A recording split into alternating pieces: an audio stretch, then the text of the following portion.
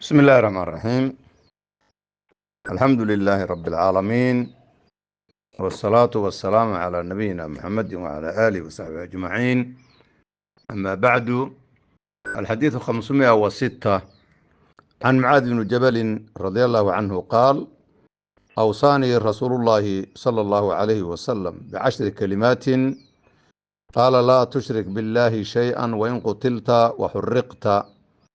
ولا تعقن والديك وإن أمراك أن تخرج من أهلك ومالك، ولا تتركن صلاة مكتوبة متعمدا،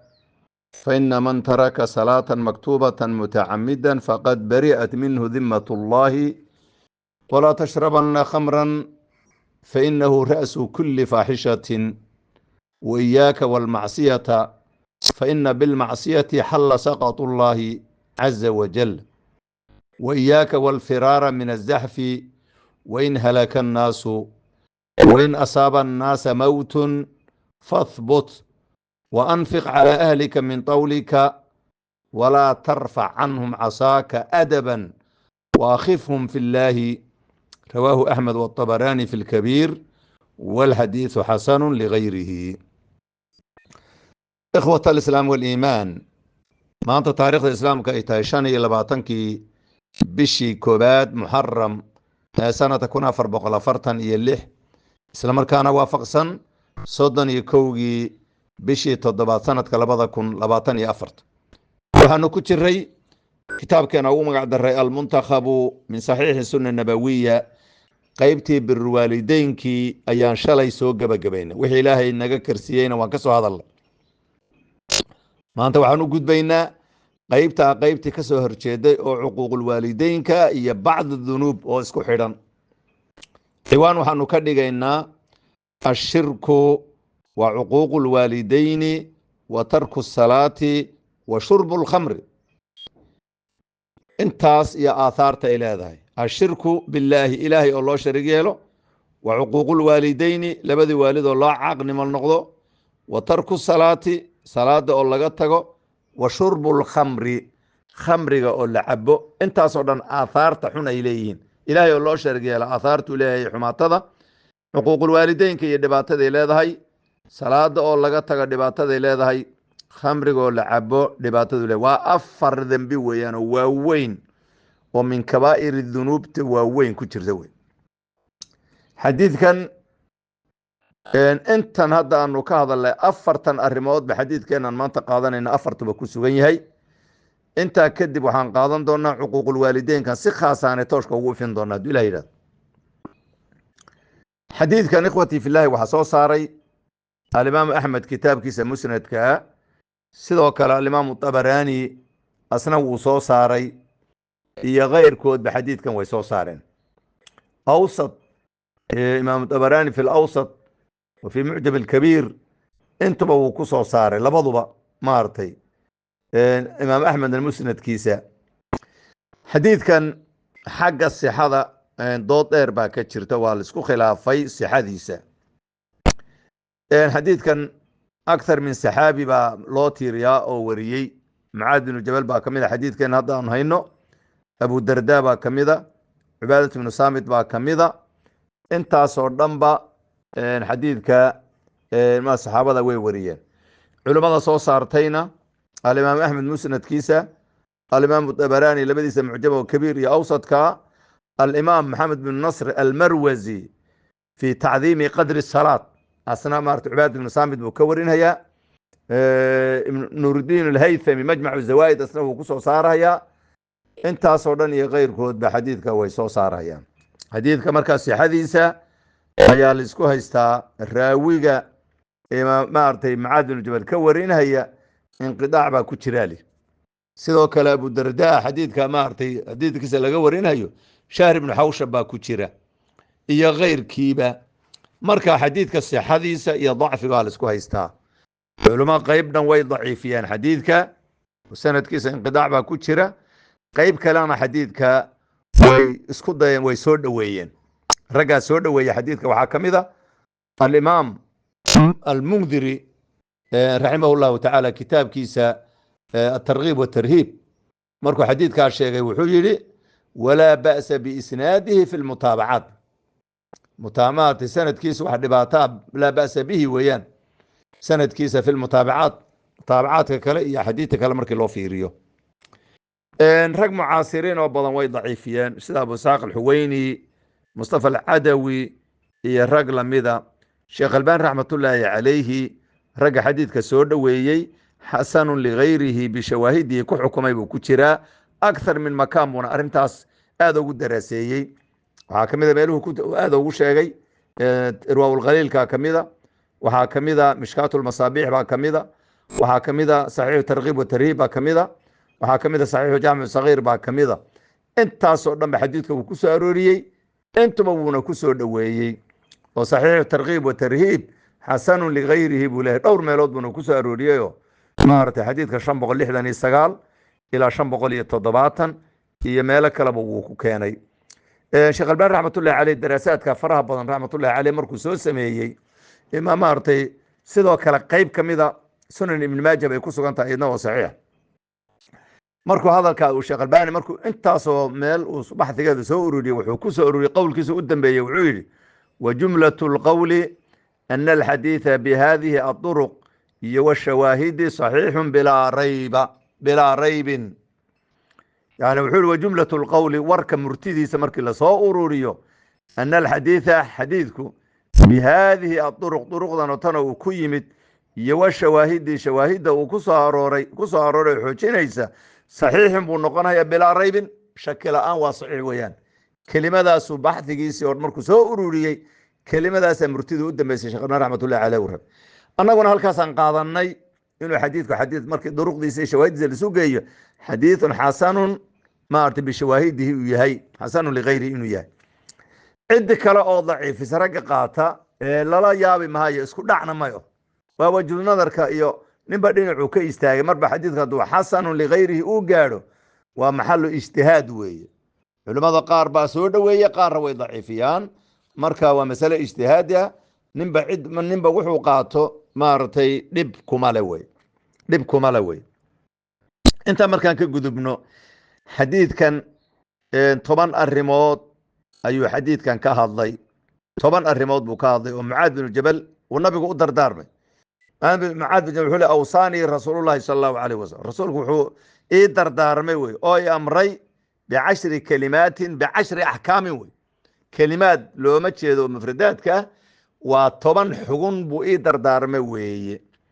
kii koobaad wuxuu yidhi nabigu laa tushrik billaahi shay-an war macaadow war ilaahay cibaadadiisa waxba ha la wadaajinin oo waxyaabaha maanta suufiyada laga kari layahay oo markii la yidhahdo war ilaahay xuquuqdiisa keli oga dhiga oo cid kale ha la wadaajinina ayay min huna wa huna meel kastay u kala cararayaan ama qaylo ay afka furanayaan laa tushrik billaahi shay-an ba war ilaahay cidina ha la wadaajinin xuquuqdiisa iyo cibaadadiisa wain qutilta haba lagu dilo waxuriqta haba lagu guba dabba aad gashi oo ha lagu gubo ama ha lagu dilo macnaheedu ay tahay haba lagu dhibaateeyo dhibba ha ku soo gaadho marnaba ilaahay ha u shariig yeelin waa qodobka koobaad weeye qodobka labaad masalada labaad oo nabigu uu u dardaarmay waxaa weeyaan walaa tacuqanna waalidayka labadaada waalid macadow caaq ha u noqonin oo u baarinimo samee wey iska ilaali caaqnimadka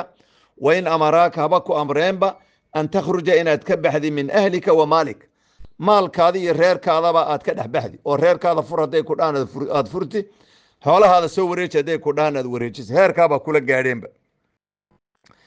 marnaba waalidka caaqnimadkiisa iska ilaali wey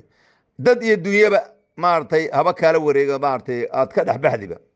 qodobka saddexaad uu nabigu kala hadlay waxaa walaa tatrukanna salaatan maktuubatan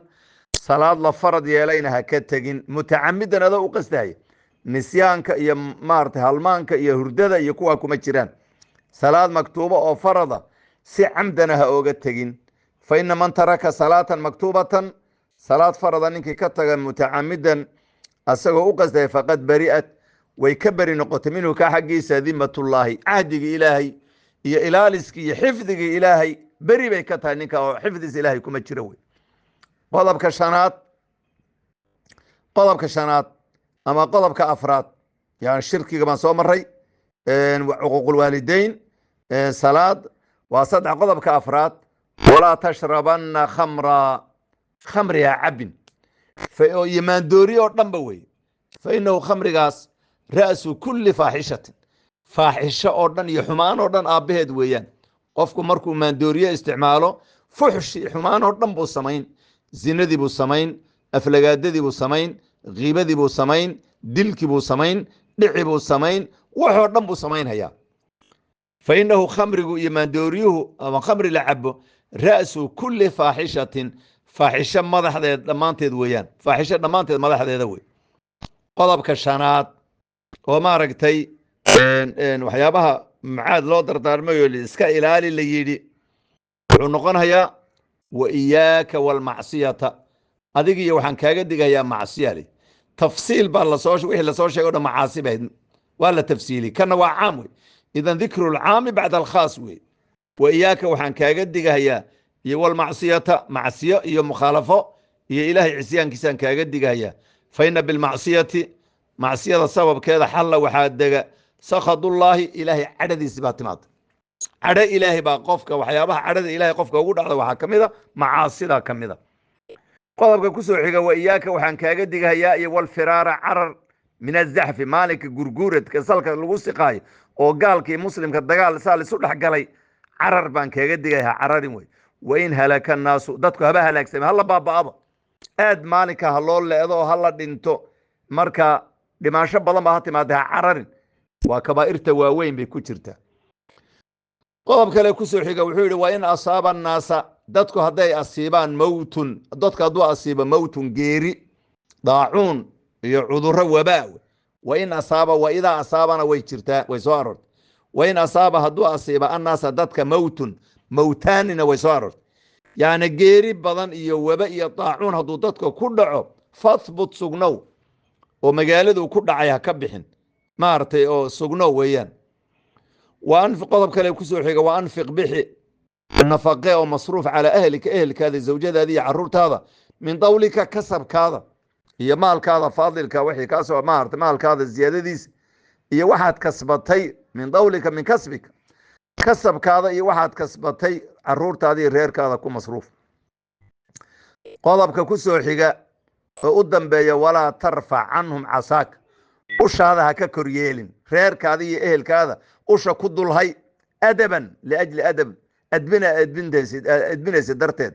waakhifhum ku cabsi geli ku cabsi filaahi alla ku cabsiyo cabsida ilaahay xusuusi ikhwata alislaam waliimaan xadiidkan runtii waa xadiid cadiima wey xadiidka haddii aan xabad u dul istaagno sharax dheer buu u baahan yahay laqbadiisa keli aba daqaa'iq qaadatay laakiin wax yar baanu dul maraynaa horta arrimahan tobankan arrimood tobankan axkaam oo dunuubta waaweyn ah ilaahay oo loo shariig yeelo iyo waalidiinta loo caaqil xuquuq loo noqdo iyo salaada faradkoo laga tago khamri la cabo ilaahay oo la caasiyo maartay maalinka dagaalka uu jiro oo la cararo maartay daacuunka iyo wabaha meeshuu ka dhaco laga maartay uu qofkuusa ku sugnaanin oo ka cararo intaasoo dhanba waxaa weeyaan waa kabaa'irta iyo dunuubta waaweyn wey dunuubta waaweyn weeyaan amaa middan ah ehelkaada nafaqee waa waajib ku saaran wey inaad carruurtaada iyo zawjada iyo reerkaada inaad biishi واجب كسارن وي وأنفق على أهلك من طولك ولا ترفع عنهم عصاك أدبا واخفهم في الله انت أيضا وقضب ويان وأنفق على أهلك من طولك وقضب ولا ترفع عنهم عصاك أدبا أيضا وقضب واخفهم في الله نقضب كلويان طبعا كالريموت إذن إخوتي في الله هدان حبة دول استاذن ووحي يرى أنساء أدو المرة النبي إلهي عليه الصلاة والسلام دردارن كيسو ور إلهي أشرق يلوي نبا وحوري هلتو كذا لوكا لكعوا إلهي حقوق دي سهلوكا ليالو ويان وحللا وذا تشن ألوهية ديسا إيا الربوبية ديسا ربي نمتك ويهي إيا الصفات كيسي أسماء ديسا هلوكا ليالو وهلا قد دايا وحن لغولا رهايو أولياء أيوغنا مارتي وحلالة إيا ضد ملائك با وحلالة iyo anbiya wax la leh halaga jooji yaani waxa wax anfaca oo wax dhiba dur iyo nafci iyo waxoo dhanba min allahi buu ka yimaadaa cid ku anfici karta male cid ku shafaaco qaadi karta ma jirto ilaa inay idan min allahi ka haystaan mooyaan saa darteed qof makhluuqa cid makhluuqa ii shafaaco qaad haddaad tiraahdii waa shirki weeye maxaa yeele shafaaco qaad asagoo iskama le ilaa inuu ilaahay udma mooyaan adiga markaa saa darteed haddii qofkan hataa intuu weli noqdo loo idmo kuwa loo shafaaco qaadi in loo idmi doonayo in kale waroomaysa in shafaacada loo idmi doonayo in kale marka qof aada warba ka haynin in loo idmi doono shafaacadiisa inuu shafaaco qaadi iyo inuu maartay loo idmi iyo inuu dadka loo shafaaca iyo in dadka shafaacada loo idmi doono ama dadka shafaaco qaadi inuu ku darman doono aada war ka haynin saa wax u weydiinaysaa wey idan marka ilaahay yaan waxa lala wadaajini bale marka nabigu wuxuu yidhi waa in qutilta wa xuriqta meelaha qaarkoodna waa in quticta buu ahaa wa xuriqta haba lagu dilo haba lagu gubaba halkaa culimmadu waxay dhaheen soo ilaahay qur-aankiisa ma dhihin maaragtay qofka la ikraaho oo gaalnimo lagu ikraaho maaragtay wa qalbuhu mudma'inun maaragtay biliimaan maaragtay ilaa man ukriha wa qalbuhu mudma'inun biliimaan yani shirki lama ogolo ilaa qofka lagu ikraaho gaalnimo lama ogolo ilaa qofkii lagu ikraaho lagu qasbo asagoo afka kaga dhawaaqa asagoo qalbigiisa iimaan ahaan uu ku kalsoon yahay uu ku xasiloon yahay marka ikraah hadday timaado gaalnimo haddii lagugu qasbo dil in lagu dilo iyo inaad gaalowdi afka aad ka gaalowdi leena niyada kuma jirtee taasoo kale way bannaan tahay inaad carabka kaga dhawaaqdi sida camaar bin yaasir oo kale u sameeyey laakiin halkan xadiidkan afdaliyadu ka hadlaya waa masale mubaaxa in haddii lagu ikraah carabka aad gaalnimo kaga dhawaaqdi laakiin sida fadliga badan inaad sabirtood adkaysatay ilaa heer aad dhimatoo lagu dilo yaa kasii fadli badan iskama hor imanayaan markaa aayaddu waxay sheegaysaa inay kuu bannaan tahay haddii marxalatul ikraah aad gaadhi inaad kufri ku dhawaaqdo inay kuu bannaan tahay ba aayaddu sheegtay xadiidkanna wuxuu sheegayaa afdaliyada sida fadliga badan gaalnimo hataa haddii lagugu qasbo oo in lagu dilo ay gaadho ama lagu gubo ku adkaysanow oo sabir ku dhimo taasaa fadli badan shahaadana weeyaan ayadaa fadli badan marka iskama hor imaanayaano tan waxaa weeyaan afdaliyada qaada wey sida fadliga badan qaada wey aayaddana waxaa weyan way ku bannaan tahay wey masalada kale kusoo xiga nabigu wuxuu yidhi waalidka caaq ha u noqonin hadday doon haba ku amreenba inaad ehelkaadiyo xoolahaadaba aad ka baxday alimaam ibn xajar raximahullahu tacala wuxuu leeyahy waa min baab almubaalaga wey yacni marnaba waalidkaa saada uga hor imanayn haataa reerkaada iyo maalkaadaba ka dhexbax hadday ku dhahaan haba kula gaadheen meeshaas waa inaad ka dhexbaxay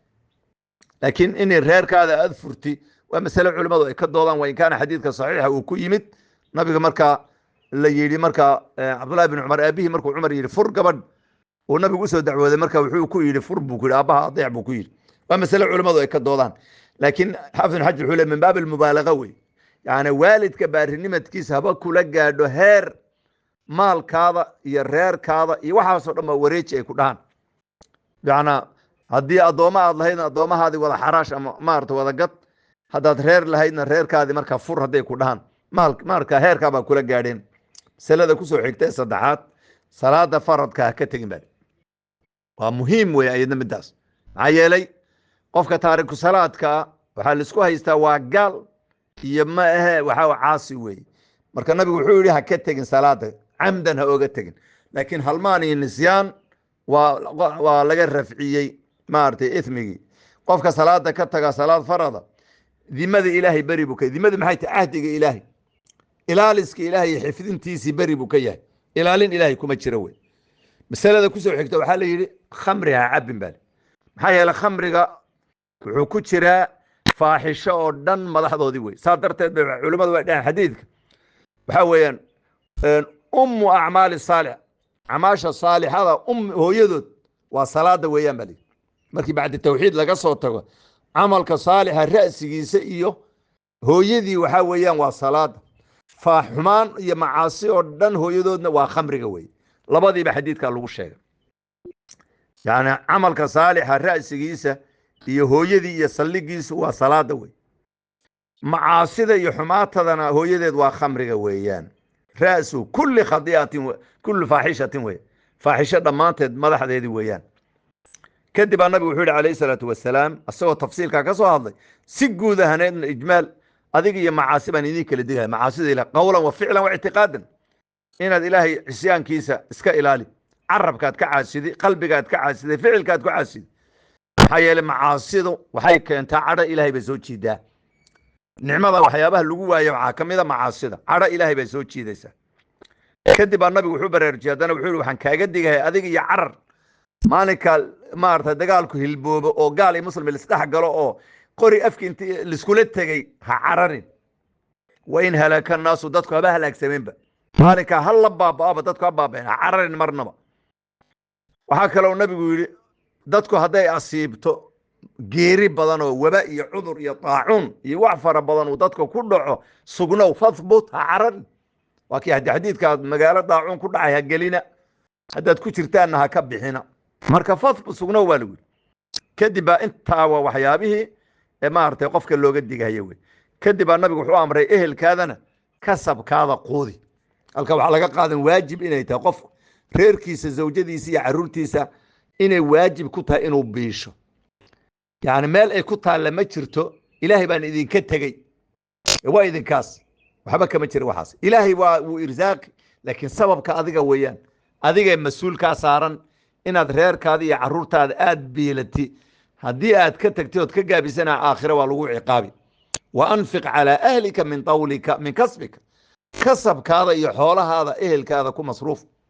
qodobka kusoo xiga waxaa leeyahay tarbiyadii baa laga hadlay walaa tarfac canhum casaaka adaban macnaheedu ma in lagu leeyahay garaac usha ku dulhay wey ta'diibin iyo edbin darteed ayaga maslaxadooda wey usha saa ugu dulhayo ku edbi weeye wa akhifu min qodobka u dambeeyey filaahi alla ku cabsi war ilaahay ka cabsada dheh waciidka ilaahay iyo ciqaabtiisa xusuusi